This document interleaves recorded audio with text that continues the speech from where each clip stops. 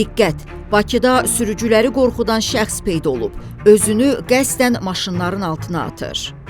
Avtomobil yoluna çıxaraq sürücüləri qorxutmaqla, qəsdən həyat və sağlamlığına təhlükə yarandığını iddia eləməklə, hansısa formada qanunsuz maddi imtiyaz tələb edən şəxslərin hərəkətləri ilə bağlı tədbirlər görülür. Report xəbər verir ki, bu barədə Daxili İşlər Nazirliyinin mətbuat xidmətinin rəisi Elşad Hacıyev məlumat yayıb. Qeyd edilib ki, sürücülər belə halla rastlaşdıqda dərhal polisə məlumat verməlidir.